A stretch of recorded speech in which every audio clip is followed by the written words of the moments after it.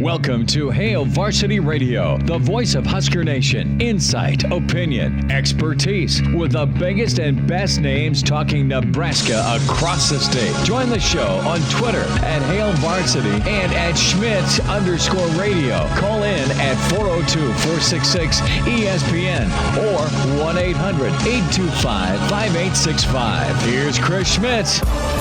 Great to have you in on a Friday. It's Hail Varsity Radio, presented by the Nebraska Lottery. I am a smiling man. I am on the deck here at Wilderness Ridge. It is happy hour with Hail Varsity. Mike Schuhart, Shuey, our Wednesday partner, is sitting 6 feet away from me, next to me here on the deck. We invite you out. Happy hour with Hail Varsity. We've done this for, I think, 3 or 4 years in a row.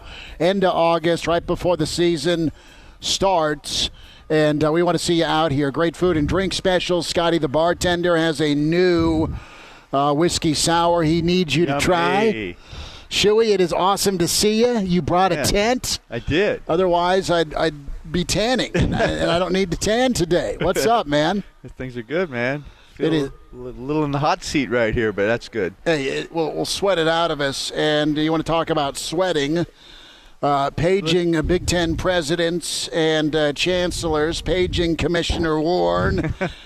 Man, you couldn't write this. This is a Netflix special like Ozark or House of Cards, or pick a crazy twist ending. Exactly. Right? And that's what you're getting here with the Big Ten and fall football. If you're not familiar, let us reset what's been tweeted about, written about, and talked about since about 10:30 this morning. Bruce Feldman, Dennis Dodd, of course, our friends from Hail Varsity reporting the fact that the Big Ten may be reconsidering their fall football plans. All it took was a lawsuit from the Husker Eight. That's all it took. That's right. Nebraska, the first man through the door again, and voila. So I don't know that you had a coaches conference call. Maybe that happened today.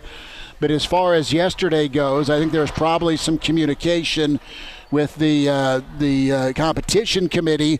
Bill Moose is on that. Scott Frost is on that. There's other folks. Barry Alvarez is on that. Let's lay this out before we talk a little bit about why the Big Ten may be backtracking, why the Big Ten may be just in fact thinking about fall football. Do you like November Thanksgiving football? I do. It was Nebraska, Oklahoma, or Nebraska, Colorado. Yeah. I don't know that I like starting the season then. I know it's pushed up from January, but if we're gonna negotiate, or let's maybe inch this season up. Let's talk October. Let's get a season in still. That would be better. If we start, as long as we're reconsidering things. Exactly. So, anything is better than nothing, that's for sure. Right. But best case scenario would be, why don't you get started in October? Not as disruptive as it has been, and you kind of have a little more normalcy of your season. But at the same time, give me any football. Any football is good football. You have some comments out. Dennis Dodd saying that, this is something that could happen. This is my thought. And coming up on the show, Derek Peterson from Hail Varsity will join us. We will spend plenty of time talking about A.J. Rollins, the standout talent from Creighton Prep. Ding, ding, ding, another Nebraska tight end is in, and another Metro prospect. So we'll have some thoughts on A.J. Rollins. Dr. Petey will check in. Derek Peterson with that. Bill Dolman, the pride of Fairbury, will join us in 1 hour. Parker Gabriel going to be with us at 5:25. And Clausburn. Clausburn will be with us at 5:40. He is excited as all get out about the possibility of a different fall football, not having to wait till January. Can join us today at 466-3776, 466-3776, 800-825-5865. Numbers to get in. Can email Chris at hailvarsity.com. At Schmidt_radio is where you can find me on Twitter. And when it comes to Shuey, go at Mike Schuhart. That's where you find Shuey on Twitter. So back to football, back to these, there's some things under consideration. I want to see an October 3rd start date. I want to see an 8-game schedule. I want to see a Big Ten championship. And then I want to see the Ohio State Buckeyes likely with a chance to be in the college football playoff. If you start October 3rd, not Black Friday, not Saturday after Turkey Day, listen, you can still get a season in.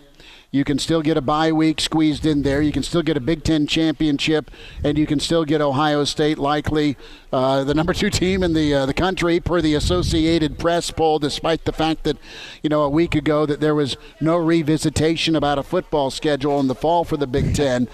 I think you need to, if you're gonna wobble or cave, let's just cave all the way. And if you're the Big Ten, what's November do? So you're giving a little bit. How can you tell me it's okay to look at November now? And I can tell you that maybe the FDA and the rapid testing, that $750 million of federal money approved, and 150 million different vials of testing is a reality. Yeah. That kind of came down last night, so that's good. Where you can do a test and you'll get a result in 15 minutes. Exactly. So that's awesome. I think the reality is this: the Big Ten put money down that the SEC and the ACC were going to cave. I agree. That has not happened. They've seen North Carolina double down, another prestigious academic institution, along with Notre Dame, two very highly touted schools that have great athletic departments and programs. And, yes, they are highly esteemed academic institutions. They are forging forward. I think they've shifted a little bit, and this is good. At least this is good discussion. How much of this is related to the lawsuit? Is this backlash from the petition? Is this backlash from the Husker 8? Is this backlash with the rest of the Power 5 schools? The 3 others are still forging forward. I say yes to all of it. And at least you got some pressure on Commissioner Warren. But don't kid yourself. And we'll hear some thoughts from Vince Powers from our conversation yesterday on the lawsuit for Nebraska. Don't kid yourself. This slapped some of the chancellors and presidents not named Nebraska directly in the chops after this thing was not dismissed. They're in danger. They're scared. They do not want to divulge private information at all. That's exactly right. I mean, that put them in a position where it's like, uh-oh. I mean, it's like, did they follow proper protocol? No way. No, not at all. So it's like now, it's like, what do we do? They're in scramble mode to be able to kind of save face a little bit and not have a lot of the stuff to come out that really happened, which was probably not correct in how they did it, following procedure, what was supposed to happen. And you're exactly right, in my opinion. I think they were anticipating all these other conferences were never really going to play. They were going to try to, but it was never going to happen. And the other conferences kept fighting forward, and it looks like now they are going to play. I'm interested to know if there's some back channeling going on with the Big Ten, if they can get an agreement with some of the other Power 5, even though the Big Ten thought they were bigger and badder than everybody else. Okay? And we're going to make our own rules. We're going to make our own statement. We're going to go to a 10-game league schedule. We're going to be the first to opt out of football in the name of safety and health. All these things. The Big Ten kind of surprised the rest of the college football world, specifically the SEC, and came out with this bombshell with the fact that they were going to postpone the season. That is, you can't really go back to the rest of the Power 5 or your friends at the Pac-12 who you jumped and you knew they were going to cancel, but you wanted to be first in the pool. Sure. So Big Ten's on an island here, but I wonder if there's not some back channeling going on. You've got massive amounts of COVID on college campuses. You have some offensive line units when you look at LSU and Oklahoma, where there have been infections that has delayed some practices, and that's going to happen. It's inevitable. Right. So are you going to do something where everybody gets on the same page? And you delay the start a little bit more. Maybe it's October 3rd. Maybe it's the middle of October. Maybe it's Thanksgiving. I think the TV partners probably had something to say about, you want to start January 1st? No one's going to watch, dude. So you've got a lot of backtracking going on with the Big Ten. Let's hear a little bit from Vince Powers, Powers Law. Vince was with us yesterday on the show, and he had some insight and analysis here on just what went down with the Husker 8, and just how serious it is for the Big Ten. Elijah Herbal and his mustache is back at the station. He is in the air conditioning. That's all right. We're out here on the deck at Wilderness Ridge. Hail Varsity and happy hour out here at Wilderness Ridge. Want to see you out here. We're here till 6. Let's run cut 1 here, Elijah, when it comes to Vince, this lawsuit, and the Big Ten. I think it's a serious lawsuit. It's being brought by serious lawyers. You can see the Big Ten has brought in a lawyer from a giant law firm, former U.S. attorney for the state of Minnesota. And if you recall what we talked about last Friday, I said one of the ways you can determine if a party is in good faith or not is their reaction to a simple request. And if you see the comments, and these are Twitter comments, but I expect the reporters had it right, that the Big Ten attorney talked about not turning over documents because they didn't want people rummaging through their files. And, it's like, whoa. The first thing they said is, just tell us why you made the decision and whether there was a vote or not. And in their lawsuit, they say, hey, Michigan State president said there wasn't a vote. University of Minnesota said there wasn't a vote. I mean, this whole thing, they could have just simply said to the judge on the Zoom conference today, hey, we'll get everything over to the lawyers tomorrow morning. But instead, they're making kind of these statements that make you realize there's something going on wrong with what the Big Ten did. That is Vince Powers, his thoughts. This is the lawsuit from the Husker 8. Mike Flood leading the way on that. More from Vince from our conversation yesterday. And this would be pretty cool. There's a lot of things you want to see as a Nebraska fan. You want to see Nebraska at Oklahoma at Memorial Stadium. You want to see a half 100 put up on Texas by halftime at some point in the near future. You'd love to see Nebraska get to a New Year's Day bowl. You want to see Nebraska back in the Big Ten championship game. You want to see Scott Frost hold up a national championship trophy. Well, I want to see Scott Frost get to 9 or 10 wins, and I think that'll happen. But there's a pecking order. Where would you put Commissioner Warren under oath in the Nebraska courtroom? Here's Vince Powers. The Big Ten, for the Huskers that have filed the lawsuit, they drew a very good judge, Judge Susan Strong. She's just an excellent judge, and I don't think she has any interest in football. Not that I know of. I've never talked to her about football, but she's an excellent judge for this. And what the plaintiffs have asked for is expedited discovery, meaning normally you file a lawsuit, they have 30 days to answer, then you can start your discovery. And what the plaintiff's lawyers, that is the players' attorneys, want to do is do it in 5 days, and the judge gave the Big Ten till Monday to respond and say, tell me why not. If the judge allows discovery, this Big Ten commissioner is going to be under oath. More from Vince, and when it comes to the players and their right to sue. And they're also, I said, well, just because they disagree with our decision, people can't sue. Well, no, that's not the way the world works. If somebody makes a decision, and as these players are saying, they are third-party beneficiaries to the contracts that are involved here, and a third-party beneficiary means you and I have a contract, Chris, okay? But a beneficiary of that contract might be your neighbor for some reason. So that person has certain rights to sue. And they're saying, although we didn't sign any of these contracts, we as players are being deprived of the benefits. And throughout the lawsuit, there's a simple message going, show us the documents, tell us what you did, what was the vote? That's a big question. The Big Ten clearly does not want to divulge that vote. The Big Ten wants to make sure that their documents are kept private. Real quick, last thought here from Vince when it comes to the open records law. And 13 of the 14 Big Ten universities are public. The Big Ten says, hey, no one's got jurisdiction over us. We're the Big Ten, baby. Well, that's not the case. They've got to respond Monday by 5. and we'll see how much further this goes. But this is part of a bigger puzzle. This is a big puzzle piece, quite honestly. And you've had reaction and response by the Big Ten because the chancellors and presidents are like, now we're getting sued? It's gone from bad to worse for Commissioner Warren. Last saw it here from Vince. Look, I have used Nebraska open records law in my practice. It's fairly routine. I've gotten things from the governor's office, from politicians, from agencies.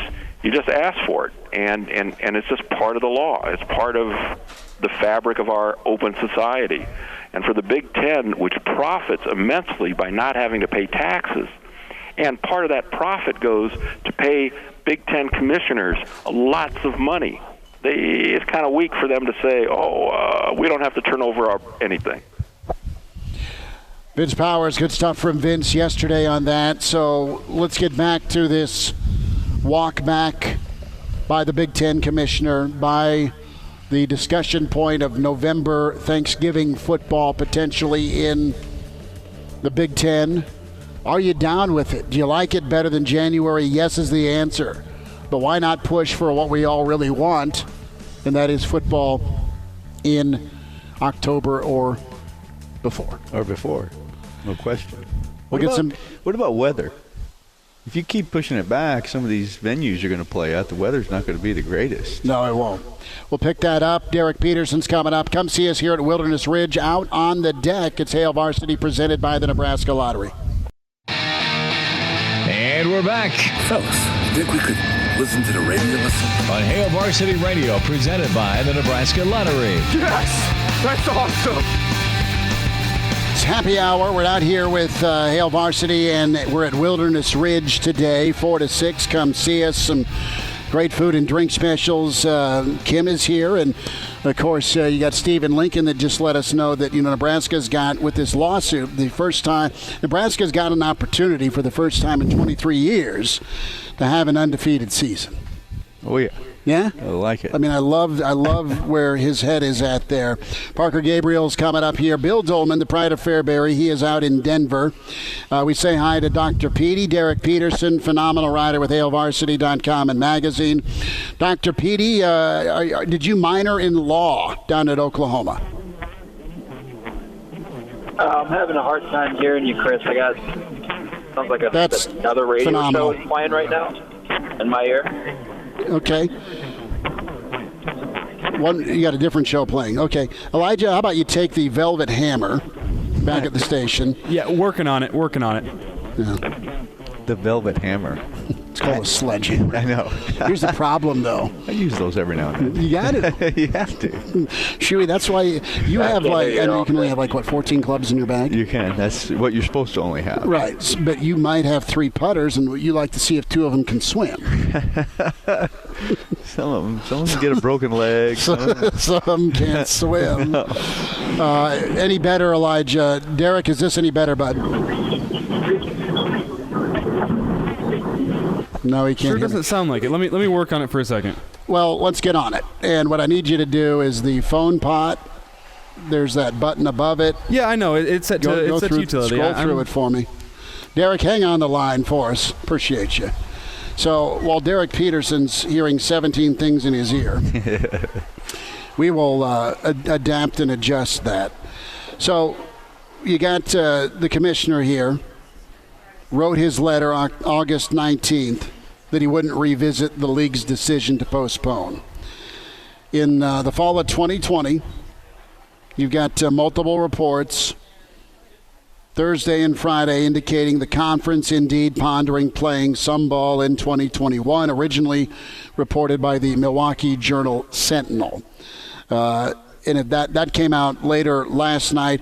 And listen, I think the Milwaukee Journal Sentinel is pretty close with Barry Alvarez. I don't know that for a fact, but I'm going to go there. Barry's on the competition committee. There's your math on that, and maybe you get this pushed forward. I want to go bigger picture here. And what do you do? And not many folks care, but I'm going to throw it out there. What do you do if you're the Big Ten and you're the chancellors, you're the presidents, you're the ADs, you're the coaches? Clearly we know where the ADs stand. Clearly, we know where the coaches stand on the commissioner's decision-making. He was not a advocate for the ADs or the coaches. No question. To the chancellors and presidents. How thin is the ice for Commissioner Warren? And I ask you that because you've had to jack with administrative stuff, well, not at Nebraska, but just being in the Big 12 and in the Big 10. Yeah, his ice is really thin that he's standing on right now. Because you got no coach that's behind his decision. You have no AD that's behind his decision. And it's like now all of a sudden all this is coming out, which your presidents basically we're not anticipating. So it's like somebody's got to take the fall. So if something was wrong, something was not acted upon correctly, somebody's got to take the fall for it. So I don't like his position that he's in, and his unwillingness to basically present documents that they're asking for. Why is it that difficult to do that if you followed the right protocol? And the other thing is like just the backtracking. It's like, when all this came to be, then he came out and made a statement that's the end of discussion. So that's the way that it is. Now all of a sudden that has changed.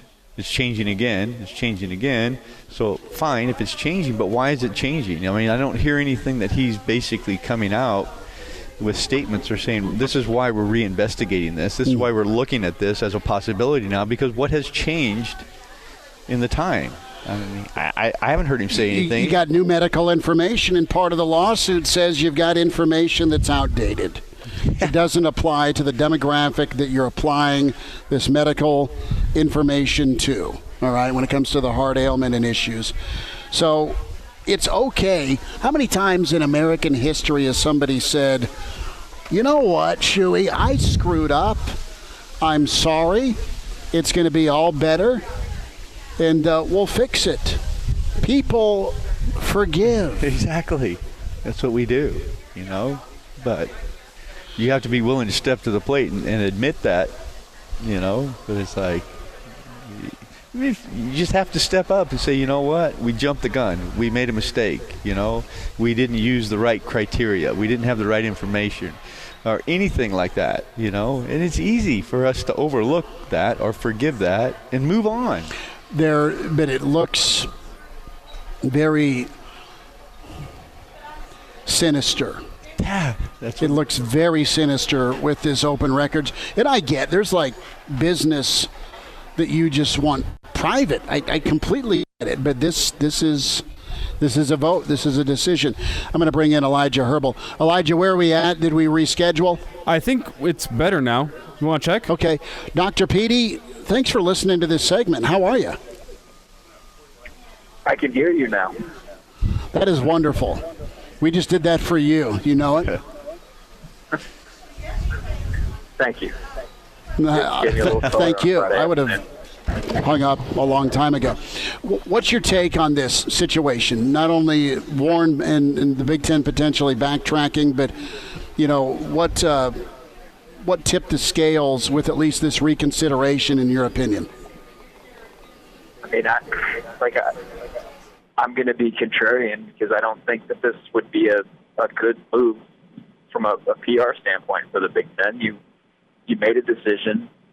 You said you talked to your medical advisory team, and they told you, hey, this is what we have. These are the facts that we have at this point, and you made a decision based off of that. And for now, after weeks and weeks of getting slammed publicly and having parents complain and call for your job, now you're going to reverse course and say, oh, no, we could play.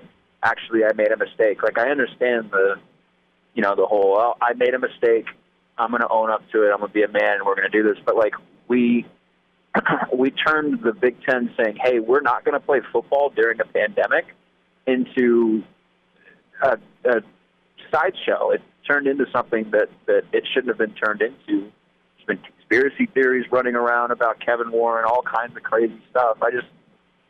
If they weren't comfortable playing football and the stuff that they looked at reinforced that idea. I've seen doctors that have gone on Twitter and said, hey, this was a stupid decision. I saw the guy that said, I don't know what a Big Ten is, but they're looking at faulty information. I saw all that stuff. But it's one of those things where you talk to 5 doctors and you'll get 3 different versions of what's going on. And if we have football in some capacity, cool. If we can find a way to space out 2 seasons so that players aren't, playing 20-plus games in 8 months, cool. But if you're walking things back now after weeks of getting pummeled, it just looks like you're doing it because people complain, and I don't think that's the way to go about it. Derek Peterson's with us, HailVarsity.com and magazine. You're right. You look worse. You look weak. You look indecisive. You look somebody that can't handle the job. And guess what? It's been a look for a long time in some people's eyes.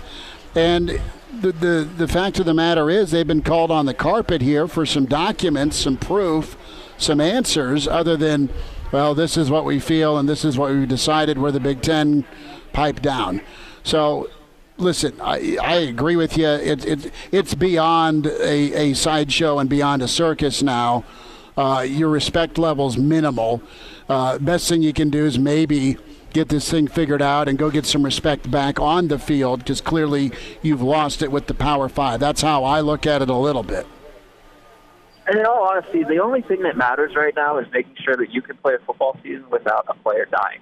Like the CBS story that Dennis Dodd did months ago, where he had a statistical analysis guy or somebody that worked in medicine that did projections. And he said if all of the FBS plays a football season, statistically based off the models that we have now, 3 to 7 players will die. Like, that is the only thing that matters right now. And that is why chancellors and presidents made the decision and not athletic directors and head coaches. And that is why Bill Moose wasn't in meetings, whether there was a vote or not a vote or whatever. That's why Bill Moose wasn't in that meeting and the chancellor was, because it's not a football decision. And it's bigger than the money that's going to get cost from football. I understand people that are upset about it, and I understand all of the financial ramifications here. But the goal at the end of the day is to make sure that you have the safest environment for your players. And if they feel safe during football, if they feel safe during the procedures that you put into place during football, that's one thing. But, the Big Ten has to – there's a liability thing here. I understand that. But the Big Ten – the ultimate goal at the end of the day should not be, okay, are we going to look good to our peers over in the SEC? Are they going to think that we're dummies over here running around with our heads cut off? Are the parents going to be mad at us? The ultimate goal at the end of the day should be, are we safe? Are we doing this the right way? And you've got a number of folks that feel that they're safe to play. And you've got 15 different medical folks, to your point.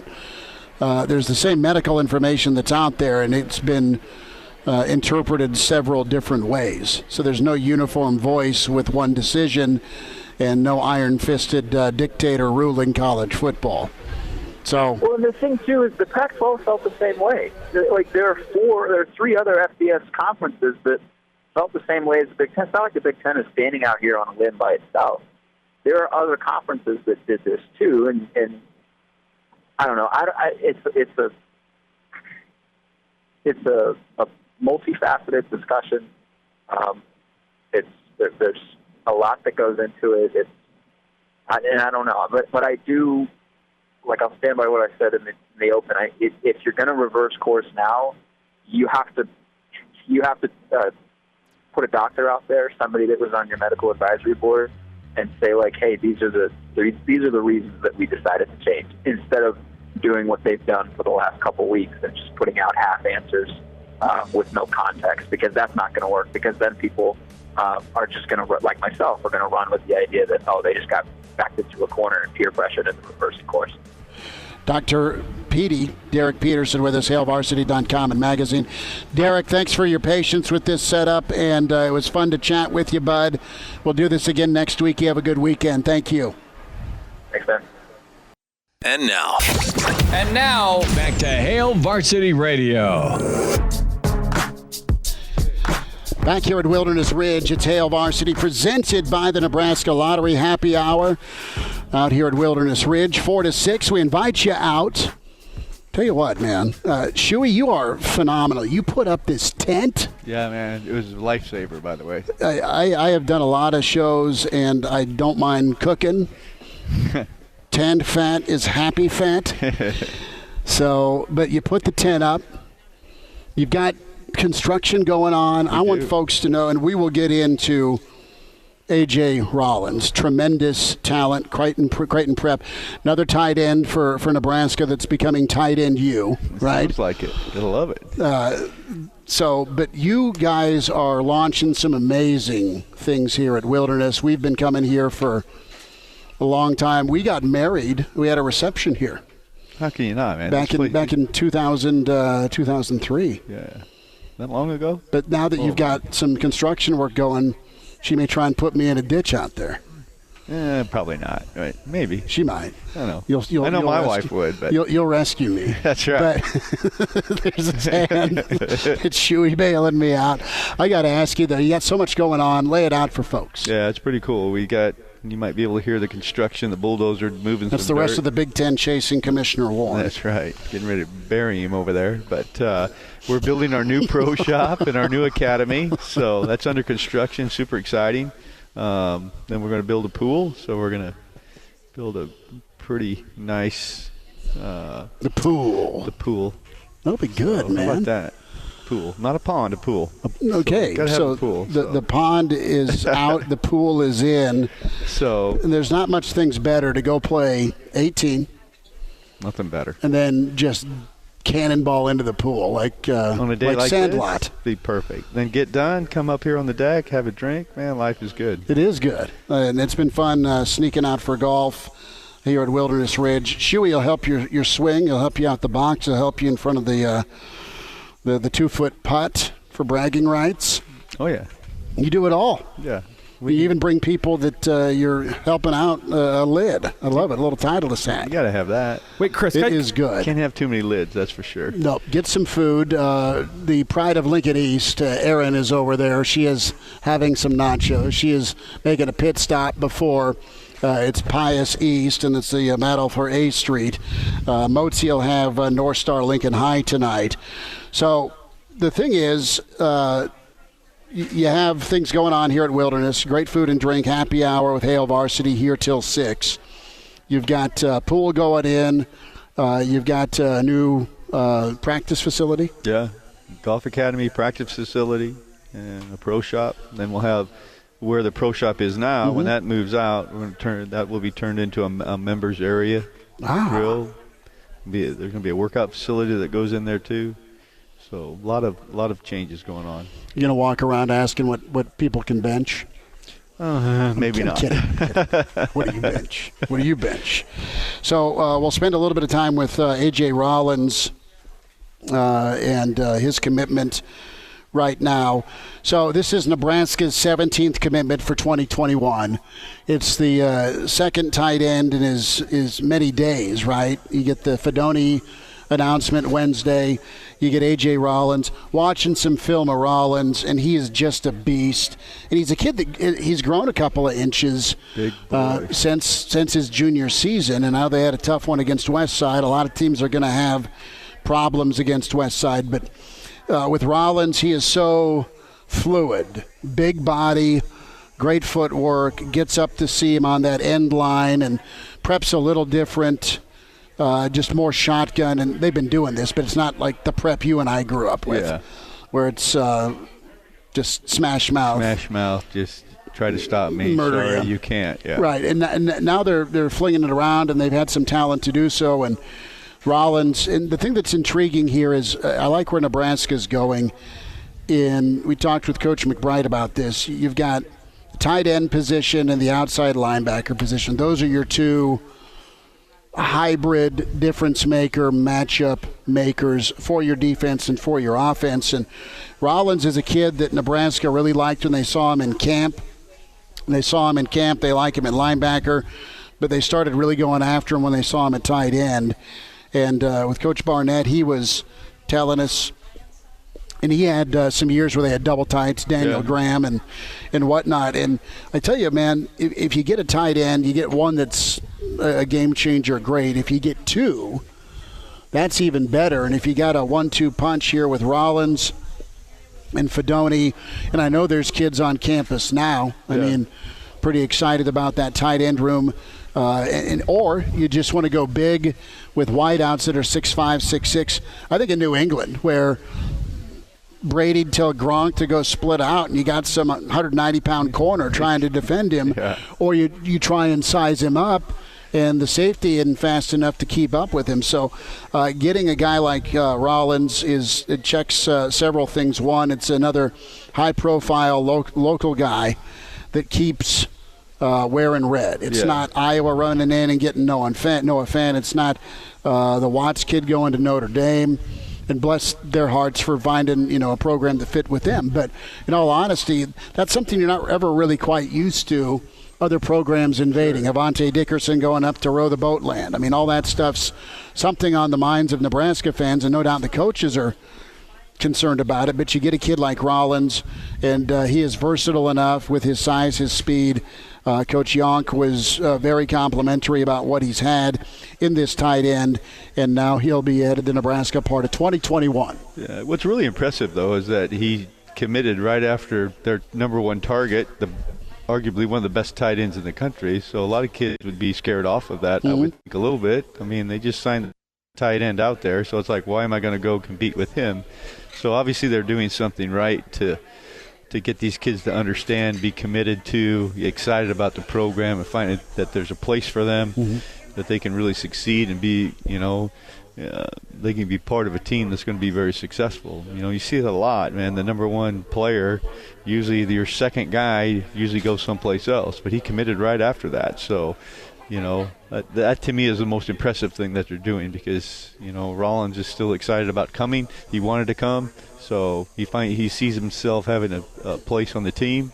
So that's getting those kids excited about wanting to come play football for the Huskers. So it's huge, and it's in-state, and it's a position of need. And you can also, if it's a crowded tight end room, you can look at outside linebacker. And I think this Rollins kid is pretty open, man. Pretty open to whatever is best for the team.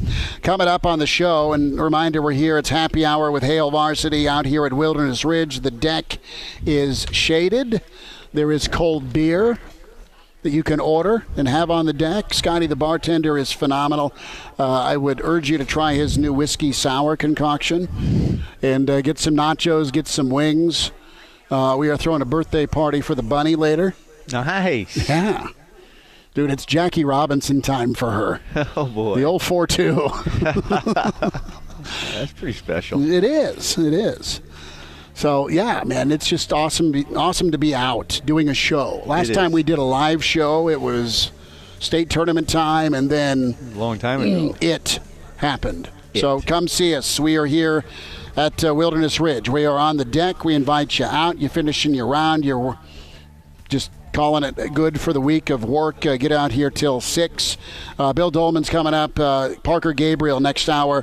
The infamous Clausborn will be joining us. It's Hail Varsity. We're presented by the Nebraska Lottery. He's in his 30s, but sounds like he was born with a stogie in one hand and a brew in the other. Now, say my name. It's Schmitty on Hail Varsity Radio. I got the body of a taut, preteen Swedish boy. Winding down hour one, it's Hail Varsity Roadshow Friday out at Wilderness Ridge. Happy hour going on, and you can be happy in the shade with a cold one. The deck is fantastic. We are going to talk to the Pride of Fairbury, Bill Dolman, coming up. Parker Gabriel. The infamous Clausburn will join us at 5:40. And big thanks to Derek Peterson and, of course, the mustache-wearing Elijah Herbal back at our ESPN studios. If you're trying to tune into some ball tonight, our Doug Duda, our buddy out, our affiliate out at Kearney Hastings Grand Island, he will have Southeast tonight. Hooksy is here, and he's got a Slim's chicken mask, which is phenomenal. That's pretty good. And Tiger did give Hooksy permission to wear that hat. I like it. Reminder, if you're moving in 2020, there's a lot that's gone wrong in 2020. But checking in with your friends at West Blue Realty, no wrong choice there. They can make that next move a smooth one for you. And when you mention Hale Varsity, can get up to $1,000 off the closing of your next home purchase. They specialize in residential home sales in Lincoln and surrounding areas. And give your friend Tom Luby a shot at 402-540-3768, or Kelly Hofschneider. Give Kelly a call at 402-202-2312. It pays to work with West Blue, westbluerealty.com. They are located 1120 K Street, Suite 200. They can also help you move agricultural land. They've got live auctions, sealed bids, general land listings. They've sold land all over the great state of Nebraska. Odo, Seward, Lancaster. They can help you and handle a large radius. westbluerealty.com. So, Shuey, one thing you specialize in and Nebraska fans are anxious to see on the football side of things is development. Correct? Correct. Player development. That's a do. fine line of knowing when to hug and knowing when to chew. That is exactly right. And you gotta play both sides of it, man. But always. You've been developing golfers for a long time. You're great at it. So, well, thank you. You are. We have a lot of fun out here. We got a great team out here, and we do a lot of divot dogs. Oh yeah, we do a lot of different programs, and we have a lot of fun with it, and get people excited about golf, and wanted to keep at golf and get better at golf, so they keep playing golf. Well, keep playing, all their life. and depending on what happens here with Nebraska and the Big Ten and fall football, let's pray that this Thanksgiving discussion is going to be October. What I'm telling you is you're going to have lots of fall golf opportunity. Fall golf is the best. Oh, you know what's the best, man? You wake up and you go play 18. It's crisp and beautiful. Exactly. It's scenic. And then you got the cooler loaded up for a tailgate. That's exactly right. And you get down for a night kickoff. I mean, it is fantastically perfect. Golf and football on the same day, and then life doesn't get better than them. It is outstanding. Well, we will see what Bill Dolman says about folks in Denver and Boulder. Stay tuned for that. The Pride of Fairbury, NBC Sports, is Bill Dolman.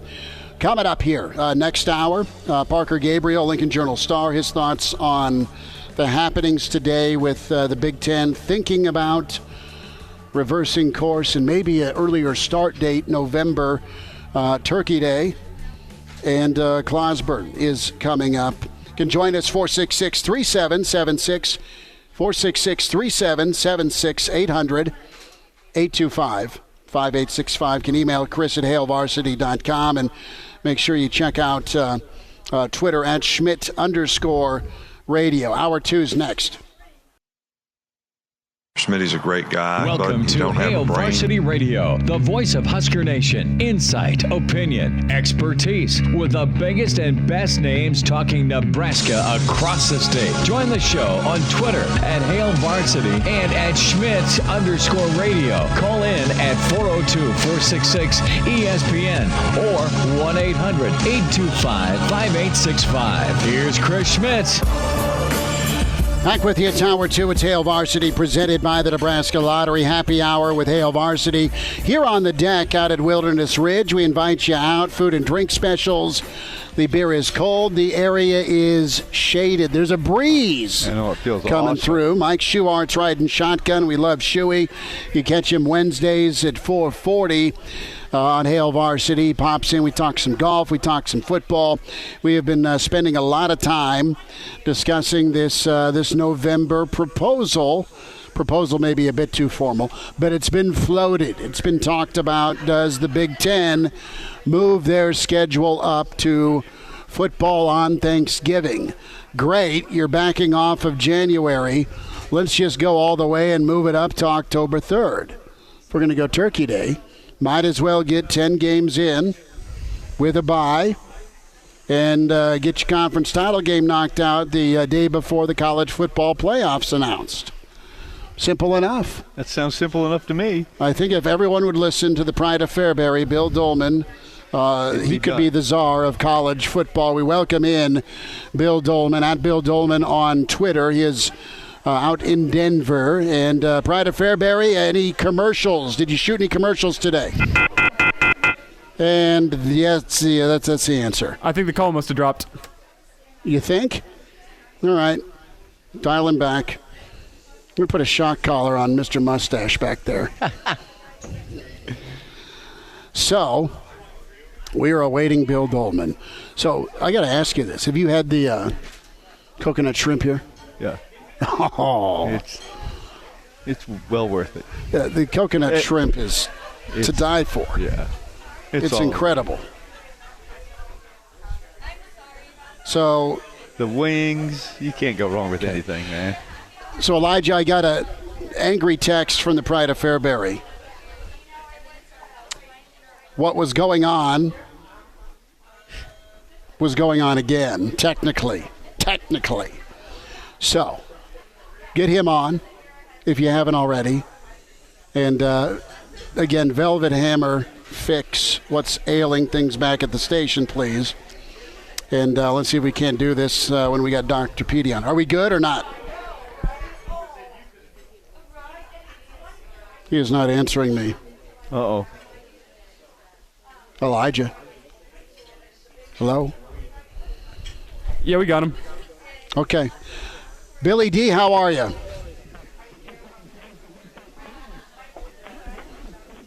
No, I can't hear him. Okay. We're just having some issues with these phones today. Well, yeah, you're going to get yelled at. So, fix there, this. done that. Text me when it's done. Yep, okay. All right. So we'll work on Bill Dolman. Parker Gabriel, Clausburn, is loaded up. I know it. We have plenty of football to talk, though. So if you're going to dive into options on the table for the Big Ten, and you have November there, the SEC is going to be rocking Auburn, Alabama, November 21st. You're going to have probably a showdown with Georgia in Auburn. You're going to have Oklahoma and Baylor. You're going to have Texas and TCU. And then you get to the ACC. November 7th is Clemson and Notre Dame. Does it do you any good to go November? Yes, it's sooner rather than later. But does it do you any good as a conference to walk back, make an adjustment, look weak, and still not be part of the college football playoff? Exactly. I mean, you have to get part of that. I mean, that's what it's all about. I mean, how do you just go play football for nothing? I mean, you have to be part of what everybody else is playing for, which is the grand prize, getting into the playoffs and giving yourself a chance to win the national title. And it's like, are you going to just start later than everybody else just to play football? It's like, why all the other conferences are. So it's like, you have to figure out a way, and it makes the most sense. Why didn't you start earlier? Can you talk to them, get them to start maybe later, so you basically now have all of your conferences playing at the same time and being able to somewhat normalize a season as best that you can. Can you come together as a group of Power 5 leagues, despite what happened in the Big Ten jumping in first, saying we're going to call the shots for college football with a conference schedule only? Not a bad idea, fine with me. But then you postpone, not cancel, postpone. Can you go back to the SEC? Can you go back to the ACC? Can you go back to the Big 12 and say, hey, just kidding. Yeah. We're going to play ball? I don't think you're not going to be able to get everybody on the same page. No. And can you follow their rules if they want to let you back in? It's like, no, we're going to do it like this. And I don't think they can do that. They don't want to do that. So it's going to be an interesting little fight. It will be. So this is probably put your tinfoil hat on for a moment. Do you fear this carrot being dangled by Commissioner Warren? Folks kind of revamp and get ready for Thanksgiving football. and still the chancellors and presidents shut it down. Anyway, a second time.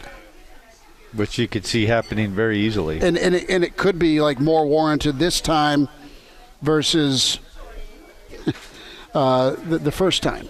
I think some of it, too, is that you, by starting later than your other conferences, if something would happen that they're anticipating happening, we're not going to start. So it gives them some more leverage to say, hey, we're not going to start because, look what happened over in the SEC. You have all these cases. You got a whatever. The SEC could have like a 99% infection rate, and they're still kicking off. They're still playing. You can guarantee that. I think we have Bill Dolman with us. Pride of Fairbury, are you in? Yeah, I'm here to be able to be here for Elijah's last day. You know what? This has happened to me. You were on remote at Wilderness Ridge back in 2005. I was back at the station. Clearly, I had too much Tito's back in 2005, and you put the fear into me. There goes the Pride of East. Erin is walking away. She says goodbye. So long and short is I'm pissed now, but I will hug it out with him later, him and his creepy mustache. You tell me, how are you, and did you get some moving boxes for Commissioner Warren today? I don't think he's going anywhere, but he is clearly taken a major policy and turned it into a floating raft that nobody knows where it's going to end up. He's probably bumped into Eric Scott on the Pac-12 raft. Dolman, we're going to reconnect with you. You are getting electrocuted, and that's on your end this time. We will get that resolved. Well. Try and reconnect, Elijah. Thank you, sir. Because Billy D's up in that Rocky Mountain air. It's thin up there. I'm surprised. We gotta do is we got to send a camera crew and a big red T-shirt to Billy D, Bill Dolman, the Pride of Fairbury, and just have him kind of tour around Boulder. Oh, that'd go over well, wouldn't it? He would be okay. I think he'd be okay because they don't care about football up there, except when Nebraska's got home and home's going. Exactly. So we'll reconnect with Bill. Elijah, we okay there? He's redialing. Did he? What's the update? Wow. Any update there, Shuey? We got him. So we have one of our members here playing in one of the senior events. Oh, great. He just finished up today, so. Good. We'll get a golf update. Bill, I think we got a better connection here. Floor is yours. Commissioner Warren, you said he's not going anywhere, but it's been very dicey. What do you think of November football? Well, I think he's got the Big 12 just floating around in the ocean with any direction other than Larry Scott, the Big 12 being in the same situation. It's a conference for the leadership, without her. We got to. Bill, can you move towards the center of the room? Or outside? Where are you at? I'm outside right now. I just moved outside. Okay. We can hear you now. Now it's really choppy. Can you try going inside? Wow. Just now, thank you. This is like old school in the Marty. Oh, it is. Yeah. Walk towards your kitchen sink. Stand on the leg. I don't know if you hear the bottom line is I don't think Warren is going anywhere, and I don't think the Big Ten is going under his leadership. Okay, that he said Warren isn't going anywhere. Big 12's had bad lead. I'm translating. Bill, I'm going to try one more. Move towards the area between your couch and your dartboard that has a picture of Bevo on it. A thought on November, and why not just move it to October? Is that something that could be discussed? And I'm all for lawyers. Did you like the lawsuit? I the fact that somebody is standing up, and it does not surprise me that it is Nebraska. And I think that Nebraska, if you can hear me, I got watch you. it. To me, it's like watching. I told you last week, Nebraska is the champion of the bad Bears. I think Nebraska right now is We can't do this. Billy D, we'll try again. I hope. I'll try again. You know what? I'm gonna send him a roll of quarters. There's still got to be a payphone in Denver. So we get on a payphone. Yeah, it's like Goodfellas. That's right. Billy D, I lost you. And we could not air it. I hate that. Now, Bill's going to put a whooping on me. Yeah, he is. So we'll try and connect with Bill Dolman again next week, I think. Unless, Elijah, you jump in here. We're going to make you Commissioner Warren for a second. Do we give her one more shot or not? We got about 3 minutes left in this segment, so we can. I'm not sure. I've dialed them up 4 times. We've had that issue all 4 times, so I don't think that's an issue on our end. Yeah, it's not. You're fine. Personally, yeah. I was about to punch a wall, so I'm glad that's not on me. No, you're good. You're fine. Well, that's glass. Don't break your hand. So we'll try and have a successful phone conversation with Parker Gabriel in about 7 minutes or so, and we need the phone lines active and well taken care of with Clausburn, as he will join us at 5:40. Claus with some thoughts on the day in the Big Ten. 466-377-6800, 825-5865. Love you, Billy D. Sorry it did not work out. So I want to get into some golf here with you, Shuey. A thought from you on what's going on in Chicago, Olympia Fields. Kind of give us a rundown and what's impressed you so far through the second day. Well, first of all, what a difference a course makes. I mean, last week they're shooting 30 under. This week you have maybe 5 or 6 guys that are even under par. I think 3 under. Last I looked, like 3 under was leading. So venues have a big factor in how guys play. You know, and this is a big golf course. It's a tough venue. You have to hit really quality shots to be on top of your game. If you don't, you're making bogeys, and obviously the course is holding its own because, like I said, I think when I looked last, there were only 3 guys under par or 6 guys under par. So, you know, when everybody and their brother last week was under par. So it's a testament to the golf course. So, and two, I think a little bit had to do what happened the week before. It's like, we're not going to let you guys shoot that far under par. So they set her up a little tougher. We're going to go to the phones. John from Fort Benning is on the line. John, the floor is yours. Go ahead. Welcome into Hail Varsity. Hey, thank you, sir. It's been a pleasure to listen to you for all these years. And I just wanted to call referring to the caller yesterday.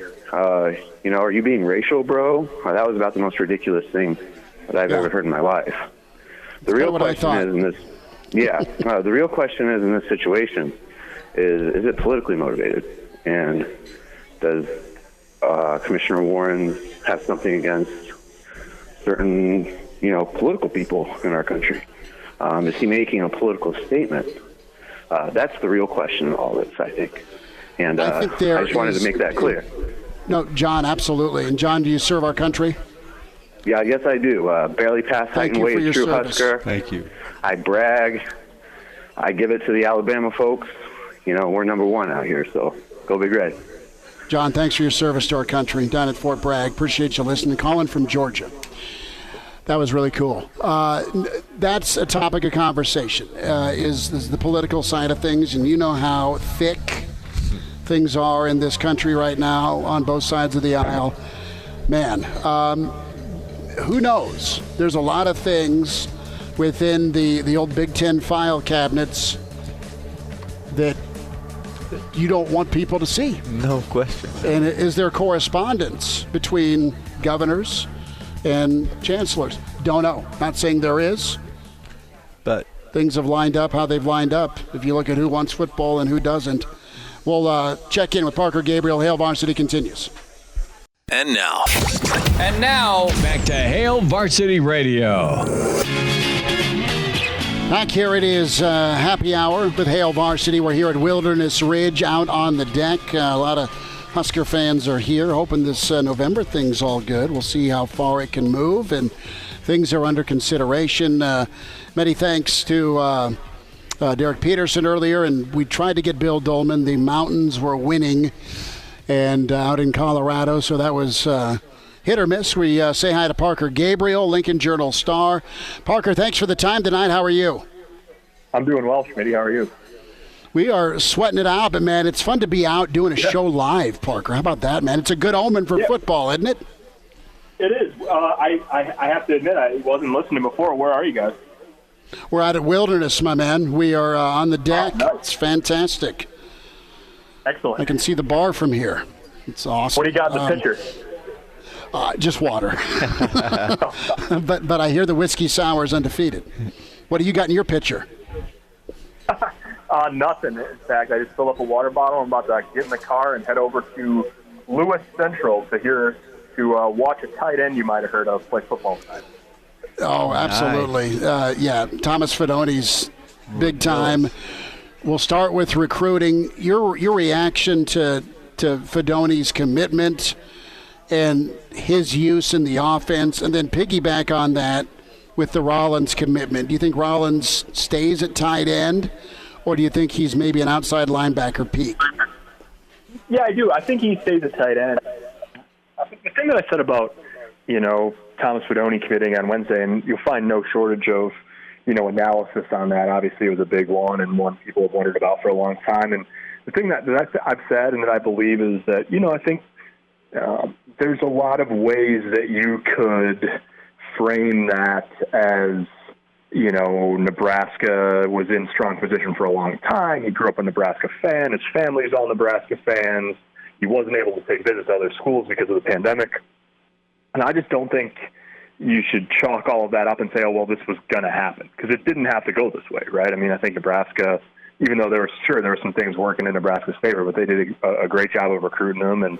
And obviously it's one of the, you can count on one hand the sort of, profile commits that match that in the Frost era, Turner Corcoran and Wandale Robinson and Adrian Martinez, maybe Omar Manning. It's that, it's in that category. I don't know how I would rank those, but that's the sort of realm you're talking about. And then I think that A.J. Rollins is a nice pair in the class with him. Rollins I'm not saying that he'll always just be a blocking tight end, but I saw him last night play at Westside, and Creighton Prep didn't have much going in the passing game, but he's a physical kid blocking, and he's gotten bigger, and he wants to be good at it. And so I think when you think about Fidoni as more of a receiving threat first, those two guys, they pair well to make a really nice recruiting class in 2021 for Nebraska. Parker Gabriel's with us, Hail Varsity Radio here at Wilderness Ridge. Happy hour with Hail Varsity. Come see us here till 6, and even if you miss us live, stay for dinner. The wings look incredible. The coconut shrimp is undefeated, and we are excited to be out doing a show. And Parker's joining us here. That tight end spot, I mean, Coach Frost did really wonderful things with the tight end at Oregon with his influence. You look at the gash plays the tight end had when he was at Central Florida, Parker. And then I look at the Ohio State game of 2018. Maybe not a lot of catches, but, man, we're talking yards per catch, just gashing of an Ohio State defense, and a lot of that came from the tight end. There's some tricks up the old offensive sleeve, isn't there, Parker, once Nebraska gets or continues to develop some of that elite talent at tight end? I mean, it could be kind of game-changing, couldn't it, for this offense?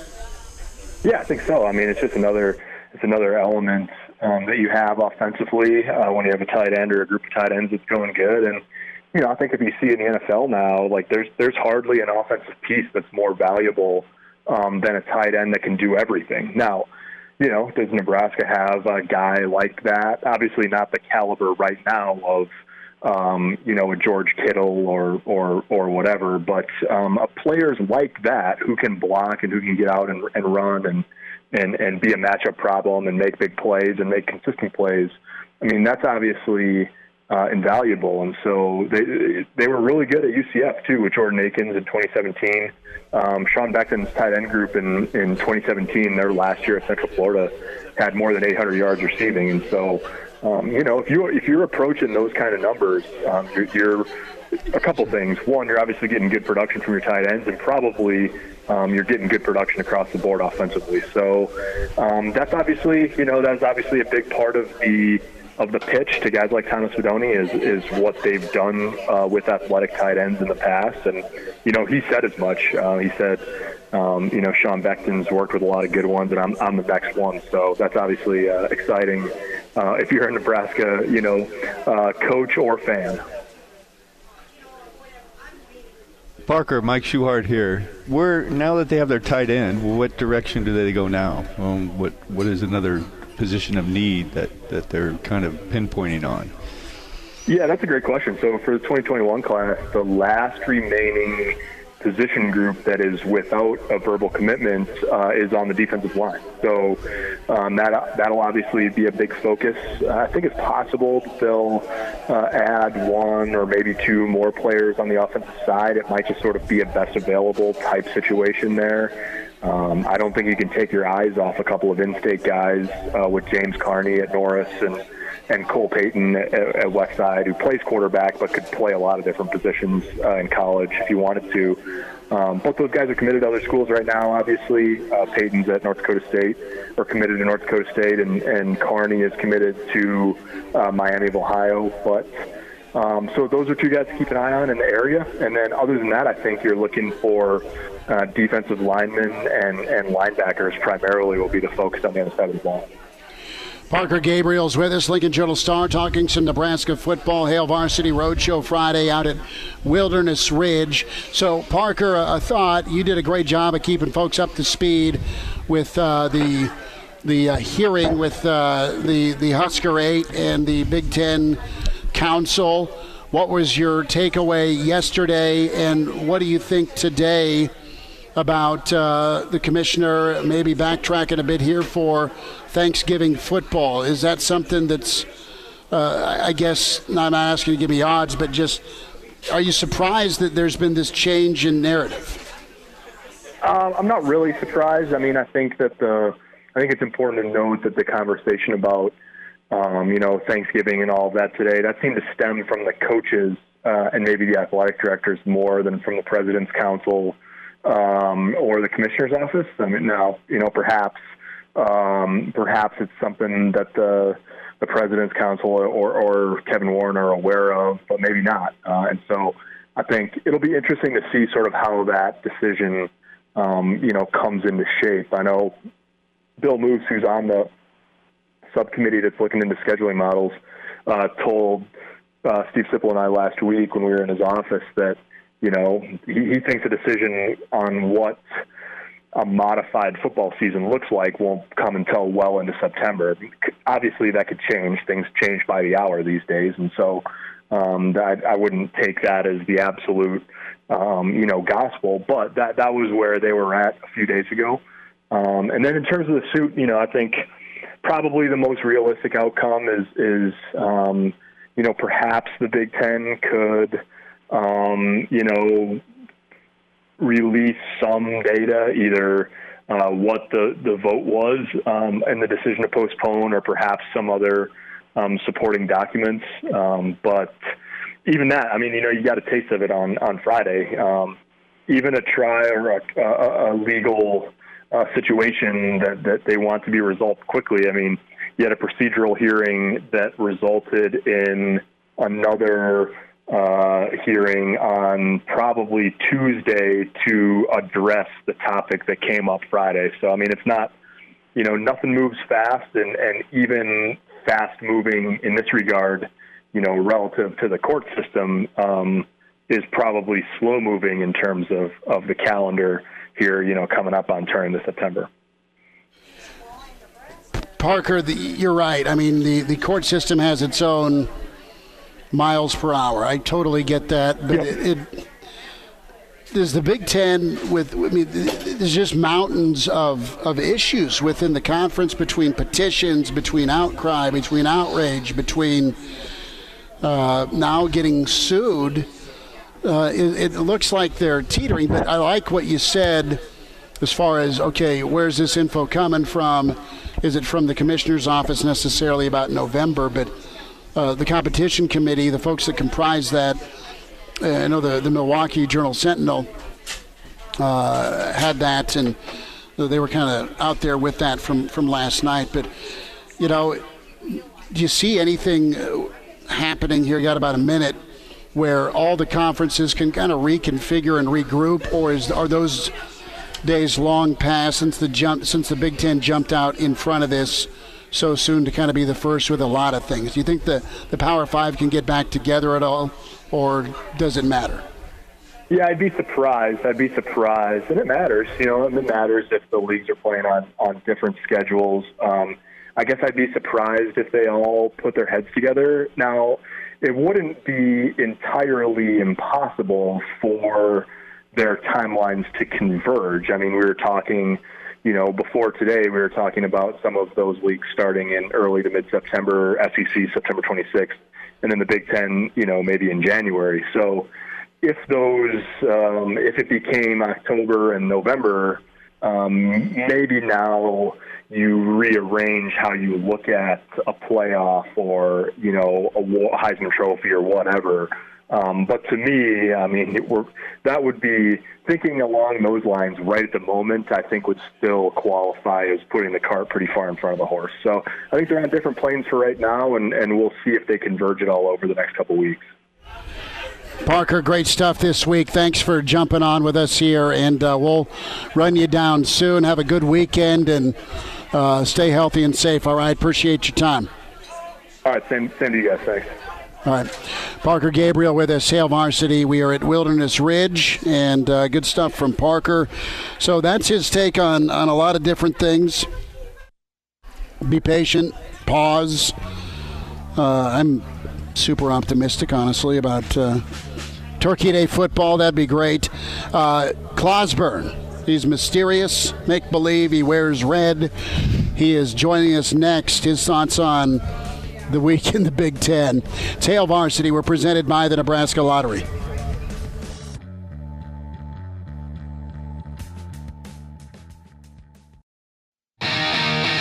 And we're back. Fellas, think we could listen to the radio lesson? On Hail Varsity Radio, presented by the Nebraska Lottery. Yes! That's awesome! Back here at Hail Varsity, presented by the Nebraska Lottery. Chris Schmidt, Mike Schuhart. We're here at Wilderness Ridge, and it's happy hour with Hail Varsity. Just kind of an annual deal. We're out here on the deck. It's awesome to be out, and feels good to do so. The deck is phenomenal. Come see us at Wilderness.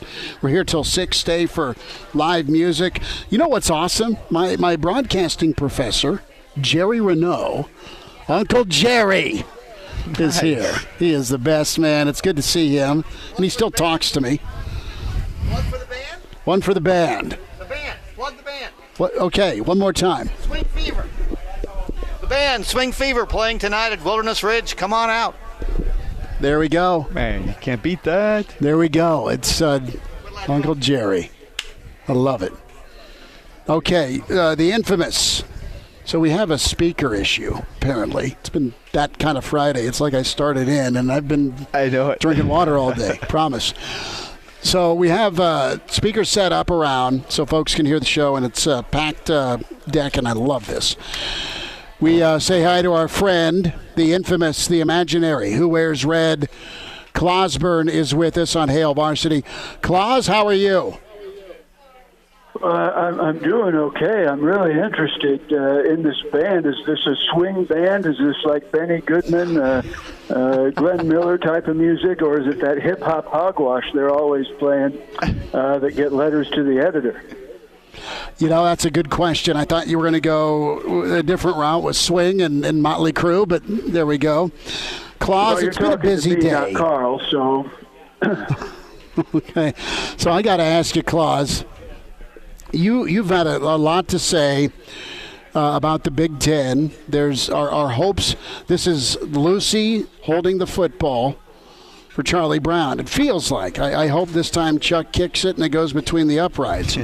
How are you doing with maybe the day after Thanksgiving, Black Friday, or even Saturday football? That's something that's been talked about today.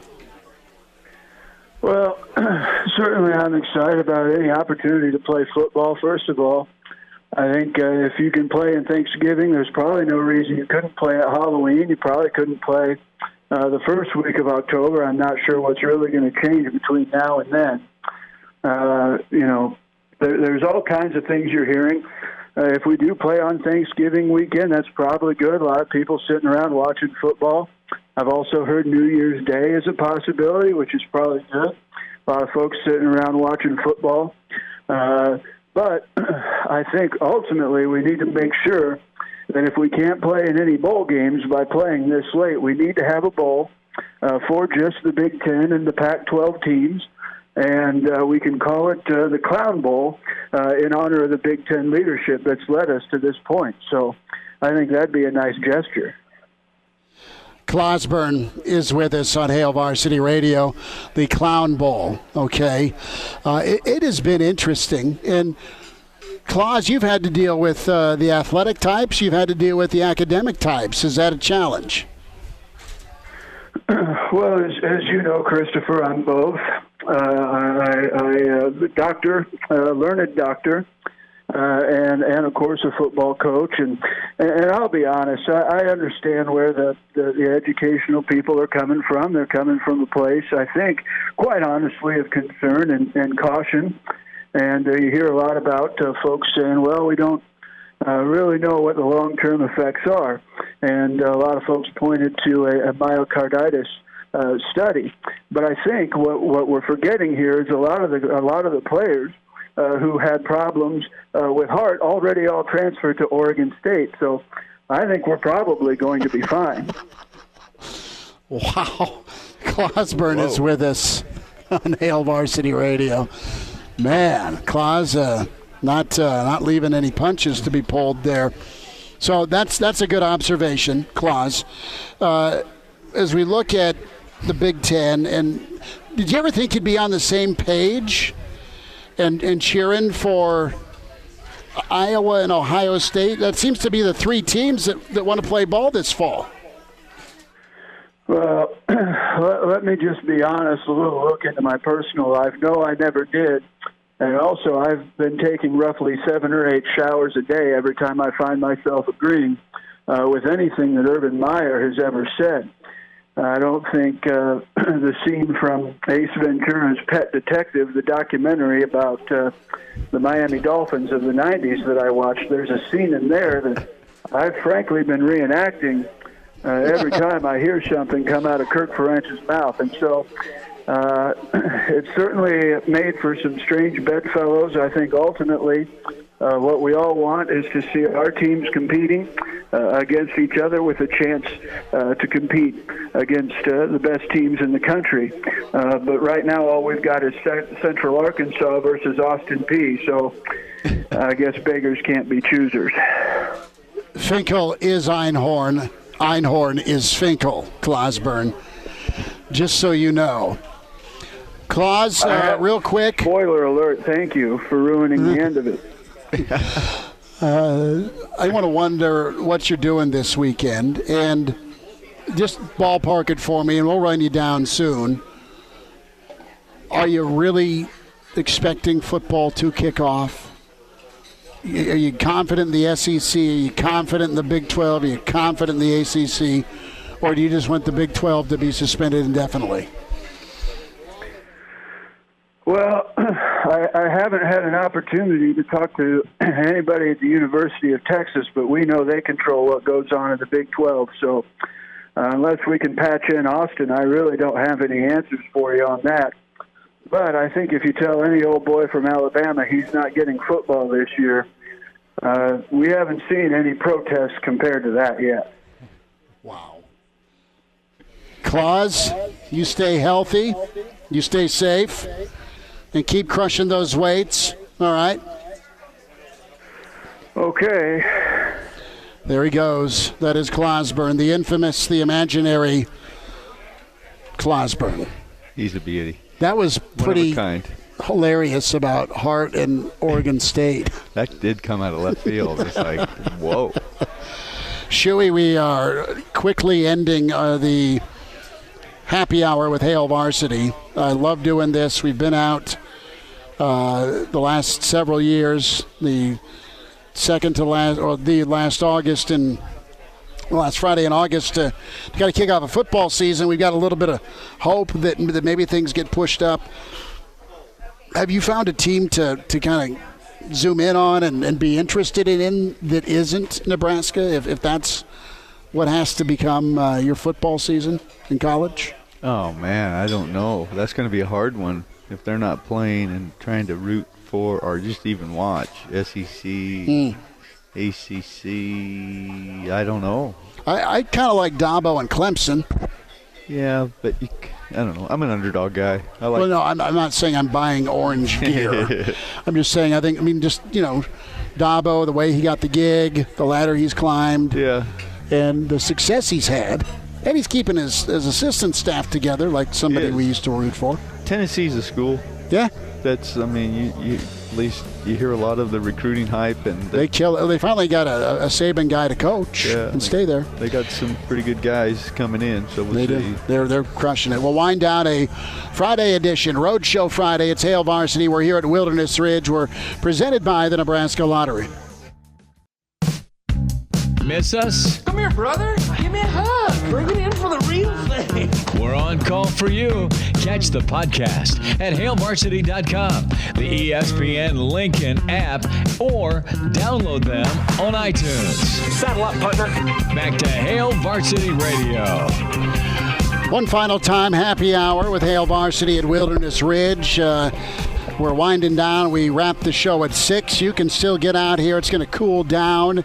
The deck is awesome, just amazing. Some Nebraska fans, some listeners out here, and we appreciate you for coming out. Mike Schuhart, Wilderness Ridge Golf. We talk to Shuey on Wednesdays, and we love catching up with Shuey out here when we do our live shows at Wilderness. Shuey, you've been a trooper for hanging out and putting up with me for 2 hours, brother. I can't thank you enough. It's been great to talk ball. Love it, man. It went fast. It flies by. 2 hours went by like check nothing. Is in the mail. So. Want to remind you about drinking and driving. 1 out of 3 fatal crashes involves an impaired driver. Drunk, buzzed, or high driving, never acceptable. Law enforcement officers working around the clock to stop with sobriety checkpoints and saturation patrols. As a driver, make a correct choice, a non-alcoholic drink or that pre-selected designated driver. Be smart, start the conversation. Who's Driving Home? Brought to you by the Nebraska Department of Highway Safety Office. Shuey, what do you got rocking this weekend? Just some golf. It's supposed to cool down a little bit, it sounds like. So that means we'll be and it's a weekend, so the tee full sheet, boat, brother. That's right. The tee sheet will be packed. People will be playing, be giving some lessons. Yeah. Life is good. It is great. And get some food, get some drink, and get the swing on out at Wilderness. And Shuey, you know what? Just if folks didn't catch in the first hour, the plans, my man, for Wilderness here, because there's some construction going on. It will not affect your golf, I promise you. No, but, man, the big picture is really cool here. Yeah, it's pretty exciting. We're all really excited about what's coming. And like we talked about earlier, they're starting to move dirt. So we started the first phase of our project where we're building a new pro shop and a new golf academy. That will be the first. Then we'll transition into a pool. So the pool will be done, and then transitioning from our old pro shop into a members area and kind of a workout facility. So everything is going to transition by next year, hopefully sometime next year. We'll be a private club. So can I get a swim-up bar? There's one in there. Ooh, swim-up bar. And a lazy river. A lazy river. Right to the swim-up bar. It's like, you can't go wrong with both of those. Bert emails in, chris@hailvarsity.com. Suggestions, advice, how to win a 4-man scramble. And the better drink and what to pace yourself on for this 4-man scramble. So, you got to get a partner that can hit it. And you better get a clean-up putter. So then you get a good putter and somebody that can swing it. That's right. So that rules me out as a partner. So then you just get to sit in the cart and drink some beer. That works well. That works well. Hey, Shuey, you are awesome, brother. I appreciate you greatly. Enjoyed it. Thanks for the tent. Thanks for the hat. Thanks for the insight. Thanks for talking ball.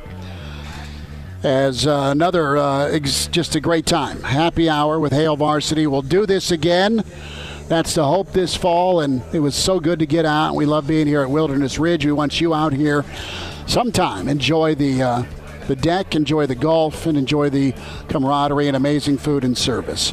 Elijah, take care. We'll talk Monday, weekend edition tomorrow morning. Cranack and I back at it at 7 a.m., and plenty to recap with the week. Thanks to Derek Peterson, Parker Gabriel, Bill Dolman, and Klaus Burton. We'll talk to you tomorrow at 7 on Hail Varsity, presented by the Nebraska Lottery.